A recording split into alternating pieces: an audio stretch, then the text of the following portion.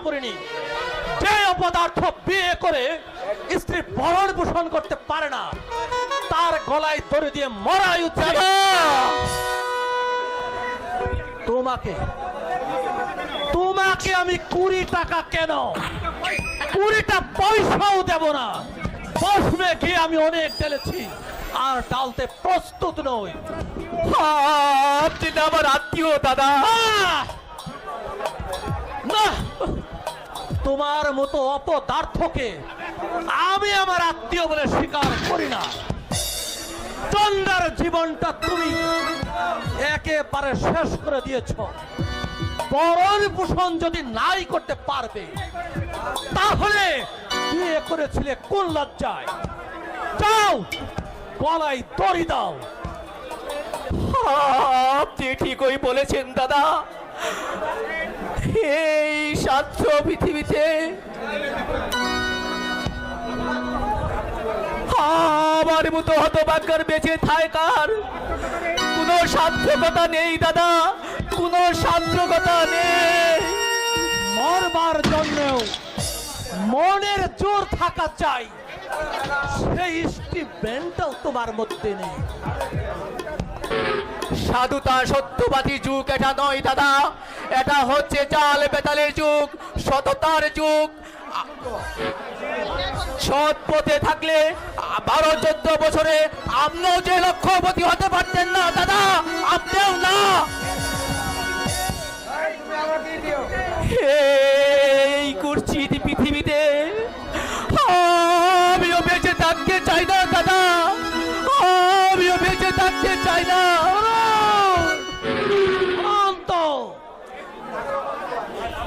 এই দুর্বিশ্ব দারিদ্র গ্রহণ করা চাইতে ওই চলন্ত গাড়ির তলায় শেষ করে দিব আমার জীবন।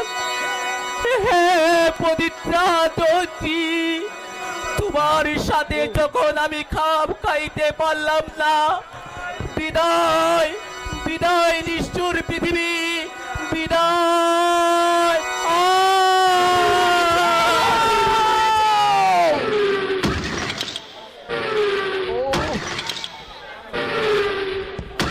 এই চলন্ত গাড়ির তলায়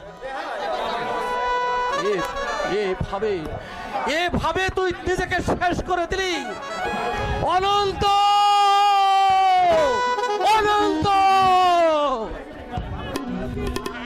শেষ হয়ে গেছে। তুমি কি বলো মা? আমরা বলতেছি না ওদের এত তাড়াতাড়ি মৃত্যু আছে, এত সহজে মরবে না ওরা। একটা পা কেটে বাদ দিতে হয়েছে, আমি তো ভেবেছিলাম 2টো পাই কেটে বাদ দিতে হবে।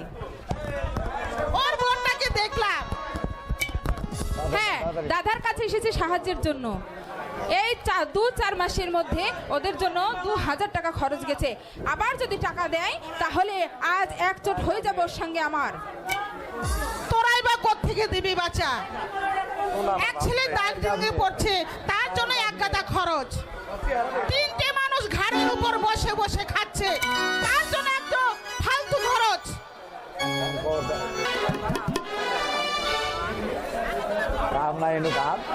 আমি তোমাকে অনুরোধ করছি মা,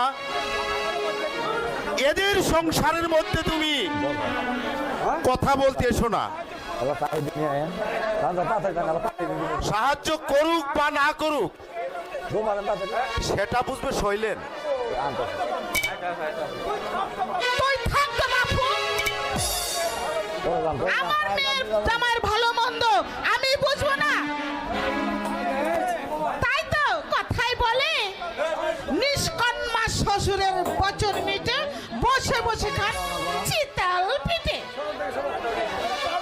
কেরানিগিরি করে যা পেয়েছিল মেয়ের বিয়েতেই চিত্তির।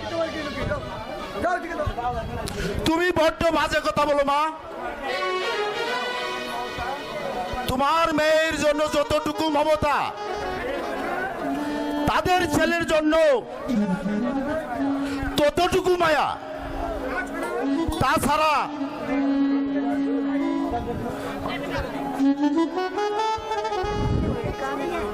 তাছাড়া এই দায়িত্বের ভাগ্য শৈলেন, এ কি বলছো দাদা তুমি? তোমার ভগ্নিপতি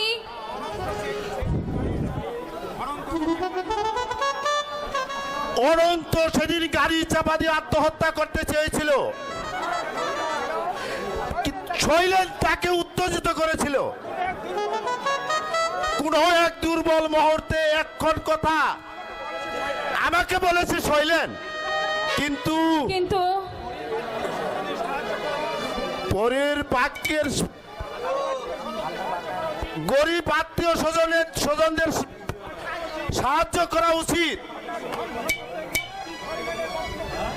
হঠাৎ ধন সম্পদের প্রাপ্তিতে শৈলেনের মতিগতি পাল্টে যেতে পারে, কিন্তু তার অর্থ সম্পদের দিকটি তুই তো দেখছিস না সমা।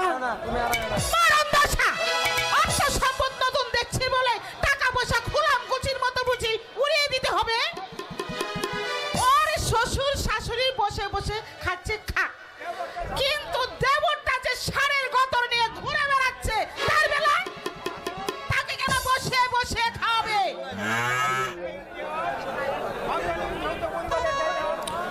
তুমি তাদের যৌথ পরিবারে একাই মা, তার একজন রোজগার করবে, 5 জন খায়। তুমি আর মা এদের সংসারে নাক গলিও না।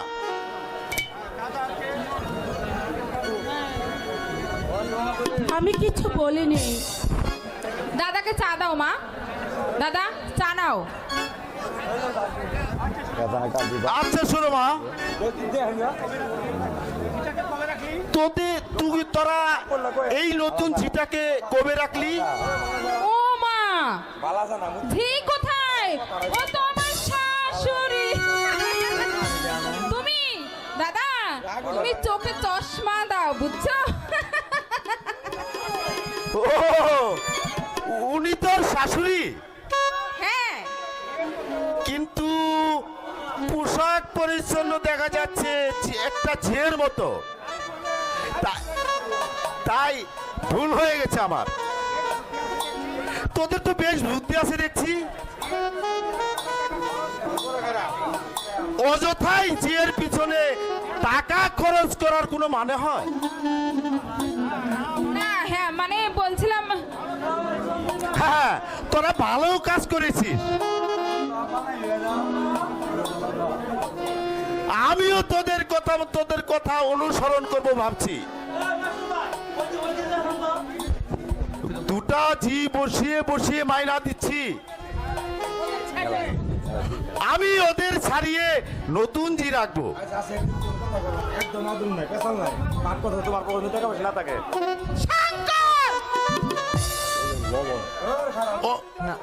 রমা যদি ওর শাশুড়িকে নিয়ে ঝিয়ের কাজ করাতে পারে, আমি কেন পারবো না মা? রমা আমার বোন।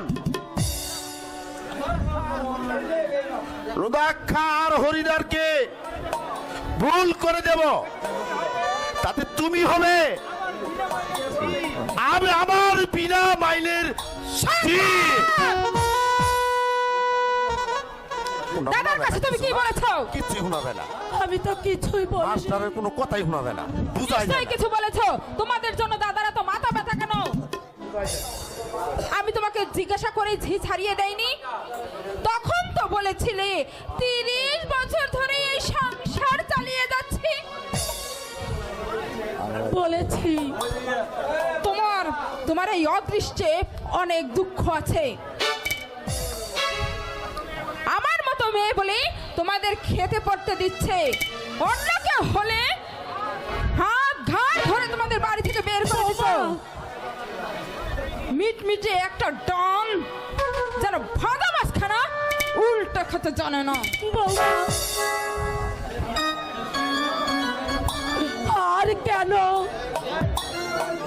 আর কেন ঠাকুর? এখন আমাকে একটু দয়া করে আমাকে একটু দয়া করো ঠাকুর।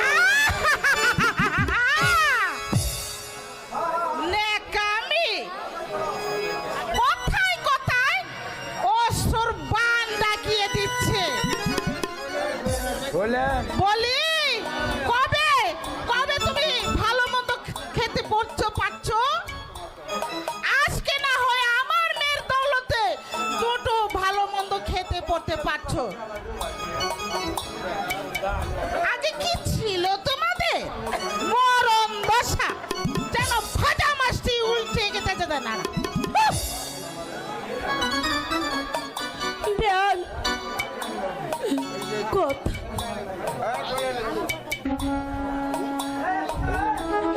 আর কেন ঠাকুর, আর কেন?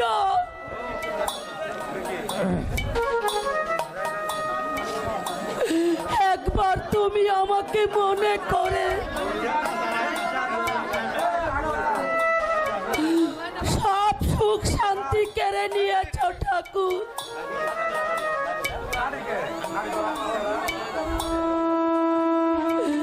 ও ঠাকুর, আমি আগে যাবো। একেবারে সুখ শান্তি সব কিছু তুমি উজাড় করে নিয়েছ।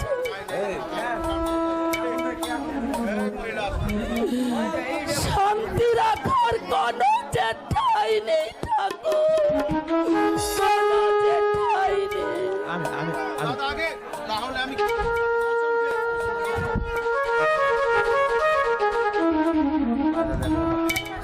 তাহলে আমি কি করব দাদা? ঠাকুরপো বেকার, তারপরেও আমিও অসহায়। আর সকাল থেকে আমি অসুস্থ হয়ে বাড়ি ফিরে এসেছি। আমি অনন্তকে সুস্থ করে বাড়ি ফিরে এনে দিয়েছি। আর আমি কি করতে পারি বল? সারা জীবন তো তোদের বোঝা বহন করা কি আমার পক্ষে সম্ভব? দাদা, তাহলে কিছু টাকা পয়সা দাও না। ওই স্টেশনে একটা দোকান দিয়ে বসি। একটি পয়সাও আর এখন আমার পক্ষে দেওয়া সম্ভব দাদা, না। তিনটে গাড়ির খরচ, ড্রাইভারের মাইনে, দেবুকে প্রতি মাসে 400 করে টাকা পাঠাতে হয়। এর উপর আছে আত্মীয় স্বজন, লোক লৌকিকতা। এসব তোরা কি করে বুঝবি? বেশি আমি চাই না দাদা, 2-4 হাজার টাকা হলেই আমার হয়ে যেত। দাও না দাদা। কত না মাসে মাসে 2-3টা করে পার্টি দিচ্ছ, তাতে তোমার অনেক খরচ হয়ে যাচ্ছে। তা হচ্ছে, তবে বলো ভাই, তুমি হচ্ছ আমার বড় ভাই। তোমার এত অনেক স্বার্থ দিয়েছে আমাকে দেওয়ার জন্যে। তুমি যদি আমাকে এই দূর সময় আমাকে না দেখো,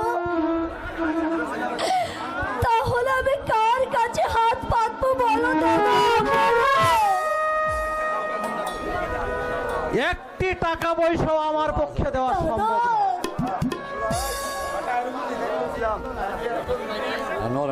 শরমা আসছে প্রতি মাসে পশ্চিমে বেড়াতে যাবে। মা বলেছে আমিও যাব। কাজেই মা পশ্চিমে বেড়াতে যাবে, বাবাও তাহলে যাবে।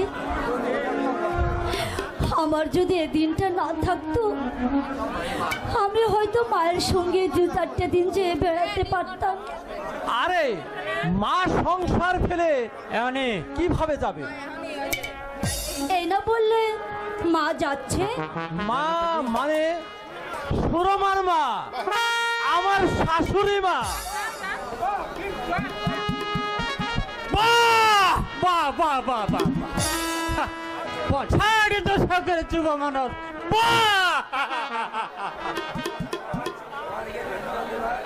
তোমাদের ধন্যবাদ দেওয়ার আমি ভাষায় খুঁজে পাচ্ছি না।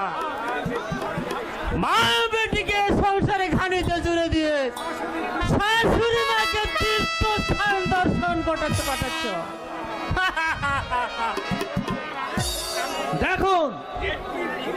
Let me finish my এই সমাজ থেকে আমি দৃঢ় দৃষ্টিতে দেখছি আজকের এই সমাজে আসলের চেয়ে নকলের খবর বেশি। এই যুগের তরুণদের জিজ্ঞেস করে দেখুন, খবর রাখে না ধর্মান্ধের নিকুচি করে তাদেরই না খবর বনে। আপনি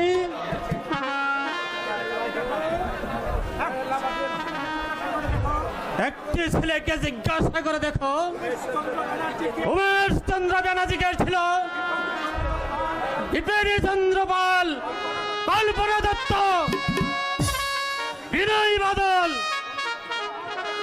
যতীন্দ্র মোহন সেনগুপ্ত নাম বলতে পারে কিনা? জানে জানে কি অরবিন্দ পানির গুঠের কথা বলতে পারে উল্লাস দত্ত কে ছিল? আমি জানি। তুই জানিস, কিন্তু এই লক্ষ লক্ষ বঙ্গ সন্তানের মধ্যে কজন বলতে পারে বল? দুর্গা পূজা হিন্দি ফিল্মের সস্তা গানে বাজিয়ে এই বাঙালির নব সংস্কৃতির মরণ ঘটাচ্ছে আজকের এই তরুণ সমাজ।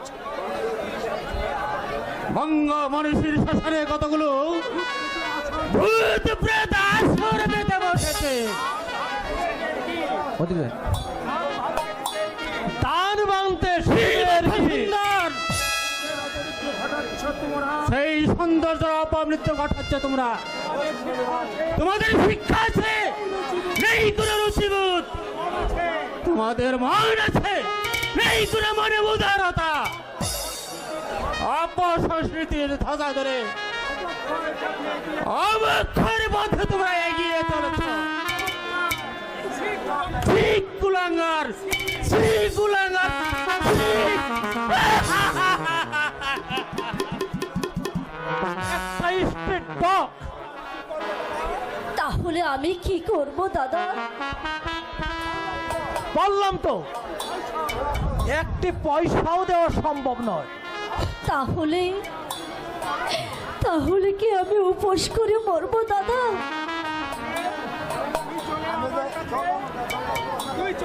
তুই চলে আয় আমার কাছে।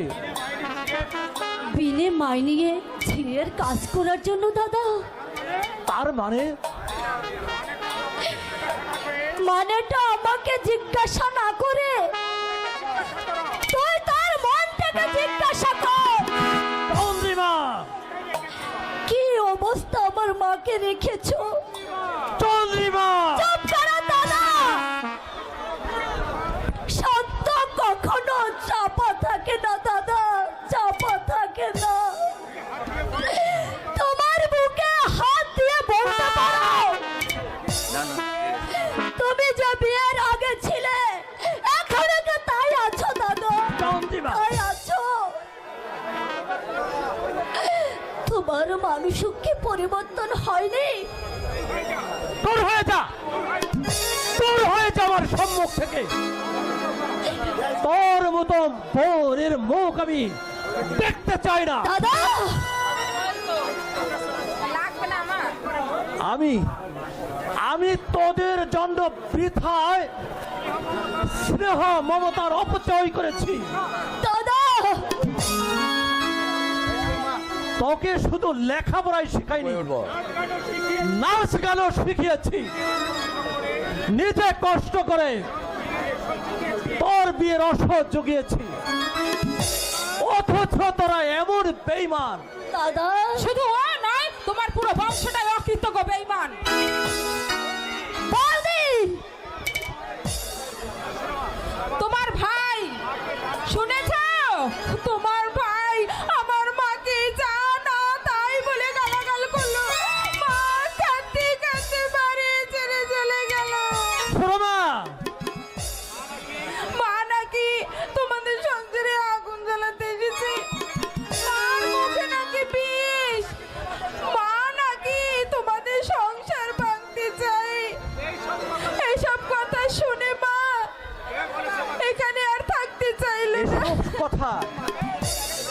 বলেছে তোকে?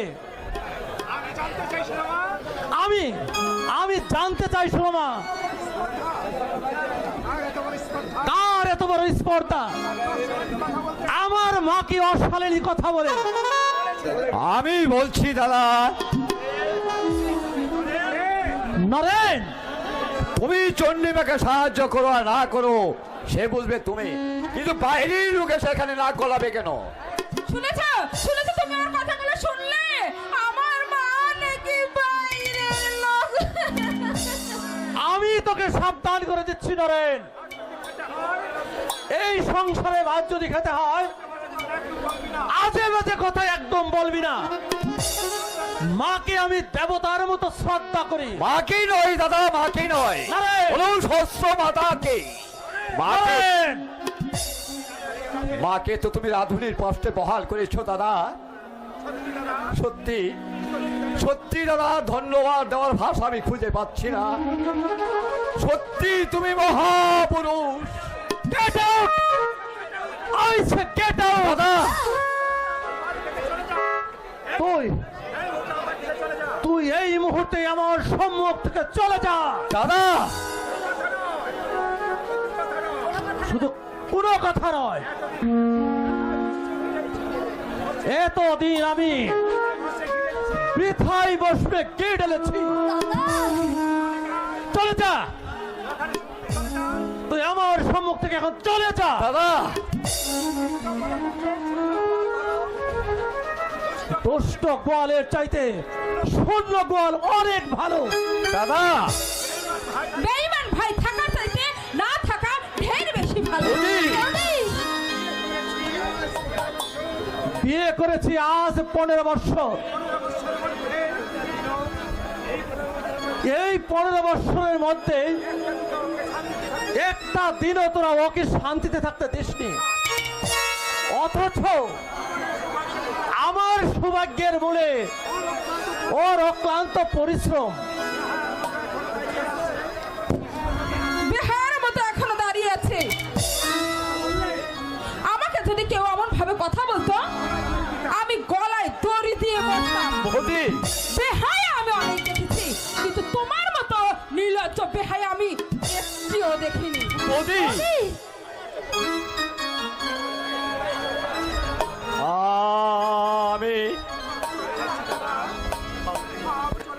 আমি চলে যাচ্ছি দাদা। তোমার কাছে সত্যি আমি কৃতজ্ঞ। আজ আমাকে দূরে সরিয়ে দিলেও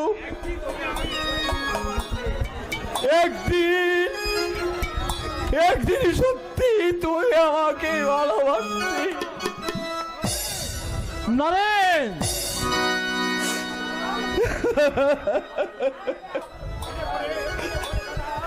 মনে পড়ে দাদা সেই ছোটবেলার কথা। শীতেরই চাদর ছিল না বলে দুভাই বাবার ধুতি গায়ে দিয়ে জোরাজোরি করে রোদে বসে থাকতাম। রাত্রি একটা ছিঁড়া কমল গায়ে দিয়ে দু ভাই গলা গালি ধরে ঘুমিয়ে পড়তাম। নুরু, চৌধুরীর বাড়ির মন্টু আমাকে চর মেরেছিল বলে ইট মেরে তুমি তার মাথা ফাটিয়ে দিয়েছিলে। কোথায় কোথায় হারিয়ে গেল আমার সেই ছোট্টবেলার দাদা?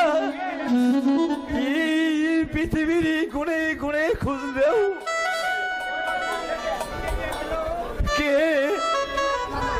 কে তাকে আমার বুক থেকে ছিনিয়ে নিয়ে গেল?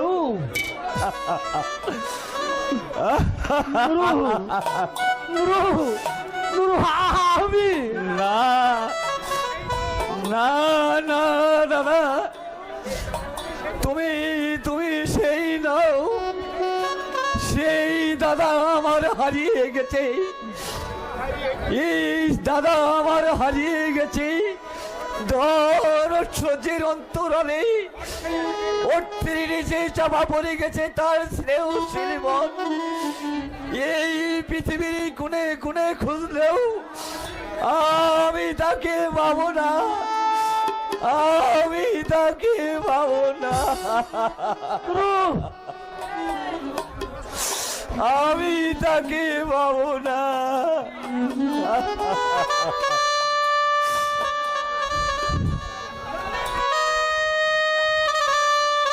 দাদা, তুমি কি ছোটদাকে ফেরাও দাদা? তুমি বললে ছোটদা নিশ্চয়ই শুনবে দাদা, নিশ্চয়ই যা। শুনবে। আরে যাবে কোথায়? দাদা, সন্ধ্যার আগেই চলে আসবে। বাইরের পৃথিবীর রূপটা একটু ঘুরে দেখে আসো। তোমার মনটা যে এত নিষ্ঠুর হয়ে গেছে দাদা, আমরা বুঝতে পারিনি। অর্থই যে তোমার জীবনটাকে স্নেহ, মায়া, মমতা সব শেষ করে দিচ্ছে দাদা। আমরা কেউ জানতাম না, কেউই জানতাম না। 10টি টাকা নিয়ে যা।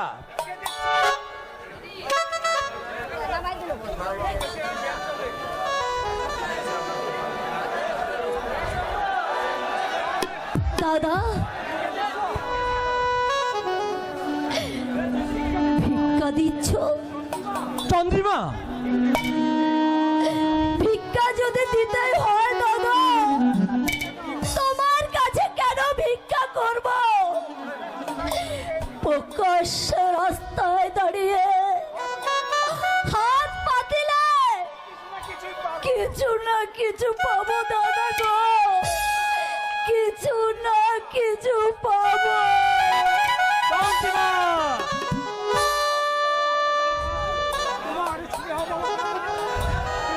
তোমার স্নেহ মমতা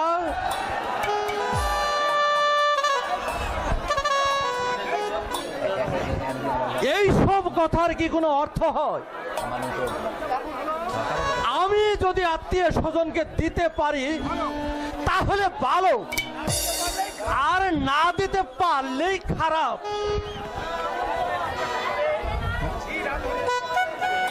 জি রাধুনী, মাকে জিজ্ঞাসা করেই দিয়েছিলাম,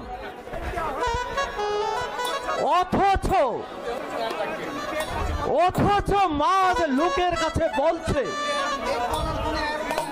আসলে মা বাবা চাইছে আমার আত্মীয় স্বজন যে যেখানেই থাকুক আমি যেন সবাইকে সাহায্য করি, কিন্তু আমার পক্ষে সেটা করা সম্ভব না।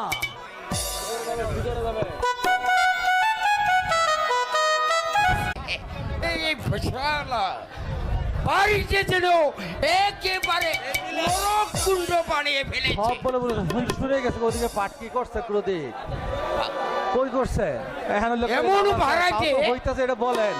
ভাড়া নামই নেই, শালা বাড়িতে একেবারে নরক কুণ্ড বানিয়ে ফেলেছে। পাট ছোড়া জানি ও মশাই অনন্ত বাবু, ও মশাই অনন্ত বাবু, হ্যাঁ বিলাস বাবু কেরা আইছে, কেরা মহিলারা এলাম আপনার ওই হ্যাঁ, চন্দ্রবদন দর্শন করতে। আচ্ছা ঠিক আছে। ঠিক বলছেন না? আমার 2 বছরের সমস্ত ভাড়ার টাকা আজ মিটিয়ে দিন, নাহলে বুসকা বুসকি নিয়ে নাহলে গোয়িং করুন। দেখুন বিলাস বাবু, এখনো যে আমি পাড়ার টাকা জোগাড় করে উঠতে পারিনি। পারবেন না মশাই, পারবেন না। এই জন্মেও আপনি ভাড়ার টাকা জোগাড় করতে পারবেন না। শুধু কেন কেন কেন শুধু শুধু আমাকে ওই বাসটি দেওয়ার চেষ্টা করেছে। তার চেয়ে এখানে কইন করুন, অন্য স্থানে প্রস্থান করুন। আপনিও বাঁচুন, আমাকেও বাঁচান। আমার অবস্থা তো আপনি নিজের চোখে দেখে পাচ্ছেন বিলাস বাবু। পাচ্ছি বলেই তো 2 বছর থাকতে দিয়েছি। আচ্ছা মশাই, আপনার না হয় ওই 1.5 খানা ঠ্যাং, কিন্তু যার 2 খানা ঠ্যাং আছে সে কেন কিছু করতে পারছে না? পল্টু, হ্যাঁ মশাই, পল্টু, আপনার ভাই পল্টু, সে কিছু করতে পারে না। যদি স্কাউট চলায় তাও তো কিছু টাকা রোজগার করতে পারে। পল্টুই তো কিছু কিছু দিচ্ছে সংসারে। চন্দ্রাও যে চাকরির জন্য চেষ্টা করছে বিলাস বাবু। কথা কি জানেন বিলাস বাবু? অদৃষ্টের উপরে যে কারো হাত নেই। আমার বড় সম্বন্ধী যে নাম করা কন্ট্রাক্টর, আর তার বোন কিনা। জানি মশাই, জানি।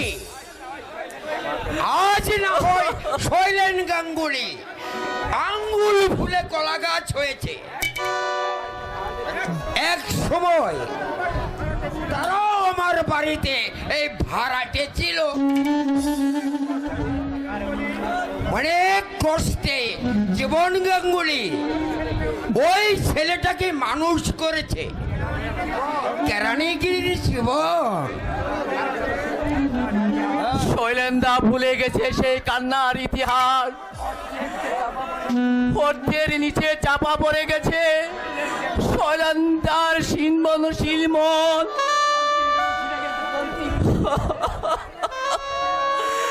চন্দ্রীগুলো ছিঁড়ে গেছে, নইলে দিন আগে আমার ভাড়ার টাকাটা দিন। আগে আমি তো আপনি আজে বাজে কথা বেশ ওই ফাঁসটি দেওয়ার চেষ্টা করে।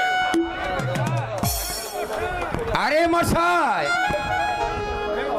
আমরা হলাম গিয়ে এই জাত ব্যবসায়ী। সাধু খায়রা পিঁপড়ের মুখ থেকে গুড় কেড়ে নে।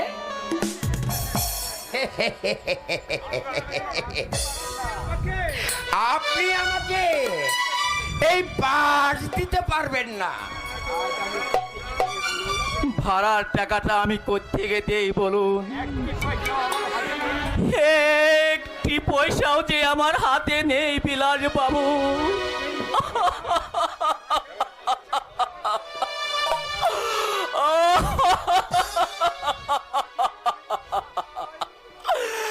বাজে বাজে আমার ইচ্ছে হয় বিলাস বাবু।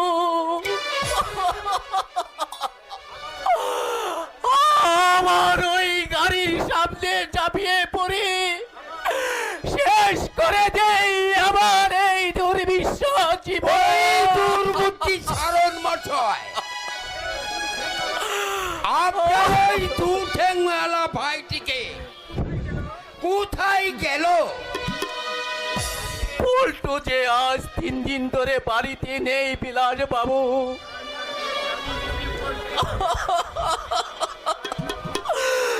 আপনি বিশ্বাস করুন বিলাস বাবু, কাল রাতেও যে আমরা স্বামী স্ত্রী উপোস করে কাটিয়েছি।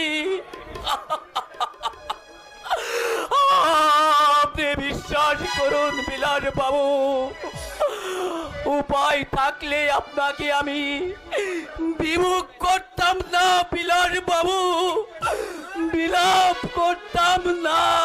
কাঁদবেন না মশাই, কাঁদবেন না। 1 বছরে ভাড়া ছেড়ে দিচ্ছি, 1 বছরের ভাড়াটি আপনি আমাকে দিন।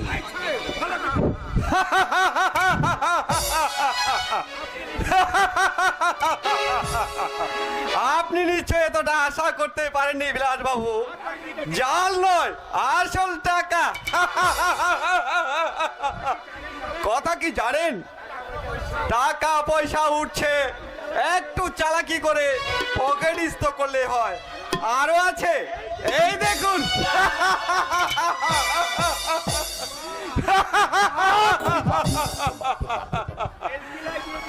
আপনি যে এই ভেলকি লাগাই দিলেন মশাই। পিচি সরকারের ম্যাজিক। দাদা জীবন সংগ্রামে হেরে গেছে, কিন্তু আমি হারবো না। এই সমাজের বুকে মাথা উঁচু করে আমি বাঁচতে চাই, মানুষের মতো মানুষ হয়ে বাঁচতে চাই। পল্টু, কিছু বলবে দাদা? দাঁড়াও, বাজার থেকে চাল আর মাংস নিয়ে আসি, ধীরে সুস্থে শুনবো তোমার কথা।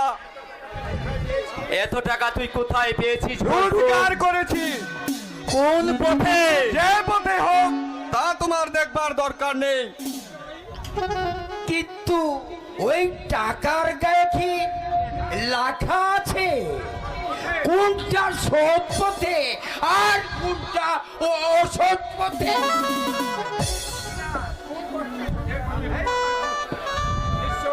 নিশ্চয়। তুই আমার বাড়ি থেকে বের হয়ে যা পল্টু। দাদা, অসৎ পথকে যে আমি চিরদিন ঘৃণা করে এসেছি পল্টু, তাই জীবনে আমার কোনো দারিদ্র্য গুজল না।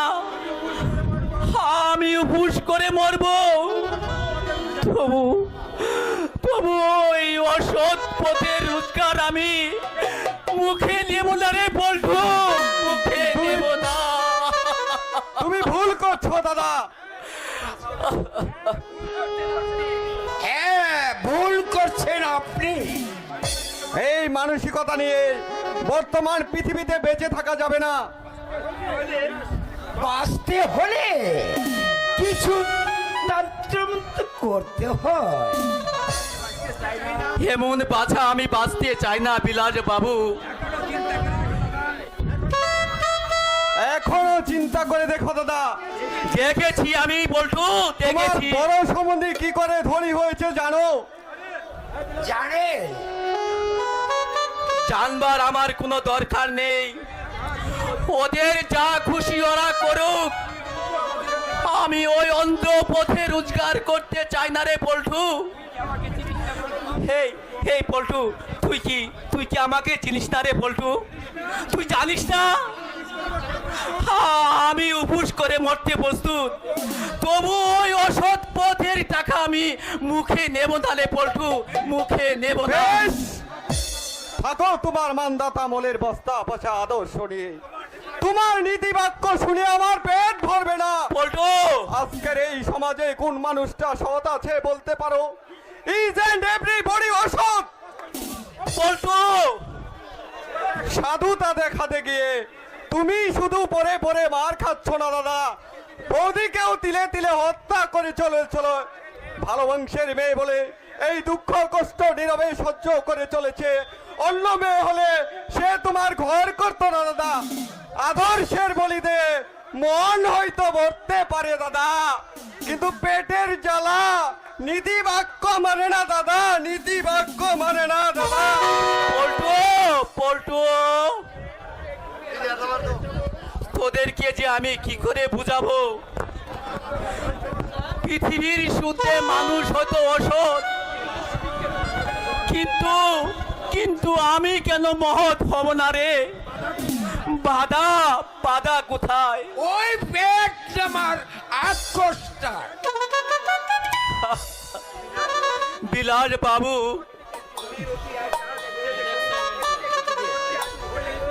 অতি যে ইতিহাস খুলে দেখুন, কাউকে বাস না দিয়ে কয়টা লোক ধনী না হয়েছে। কেউ বাস দিয়েছে সরকারকে, কেউ বাস দিয়েছে সদর ভাইকে, কেউ বাস দিয়েছে বন্ধুকে, জনতার মধ্যমণি হয়ে। কিন্তু এ বাবা, এর নামই হচ্ছে এই কেরাতন্ত্র। এই কেরাতন্ত্র একদিন 12টা বাজিয়ে দিবে। সৎ পথে বেঁচে থেকে পারবেন তো আপনি কাউকে বাস দিয়ে ওই ঠেং দিয়ে